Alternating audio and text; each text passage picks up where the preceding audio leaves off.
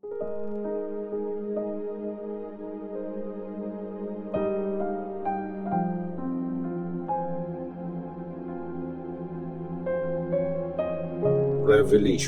chapter 10. Ang angel at ang maliit na scroll. May nakita akong isa pang makapangyarihan na angel na pababa galing sa langit. Nakabalot siya sa ulap. May rainbow sa taas ng ulo niya. Parang araw yung mukha niya at parang mga apoy na poste yung mga paa niya. May hawak siyang maliit na scroll na nakabukas.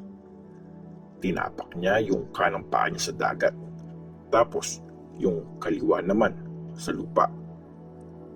Sumigaw siya na parang nagro-roar na layon. Pagkasigaw niya, sinagot siya ng dagundong ng 7 kulog. Pagkatapos ng kulog, magsusulat na sana ako, pero may narinig akong boses galing sa langit. Ang sabi, isikreto mo kung anong sinabi ng 7 kulog. Huwag mo yung isulat. Tapos, yung angel na nakita kong nakatayo sa dagat at lupa, tinas niya yung kanang kamay niya sa langit at sumumpa siya sa pangalan ng Diyos na buhay magpakailanman, ang nag-create sa langit, lupa at dagat at sa lahat ng mga nandun. Sinabi ng angel, hindi na magtatagal. Pag hinipan na ng pampitong angel ng trumpet, matutupad na ang sikretong plano ng Diyos na sinabi niya sa mga prophets na nagsiserve sa Kanya. Pagkatapos nun, kinausap ulit ako ng boses na narinig ko galing sa langit.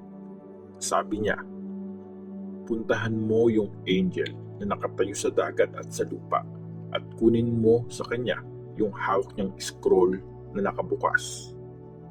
Kaya nilapitan ko yung angel at hiningi ko sa kanya yung maliit na scroll.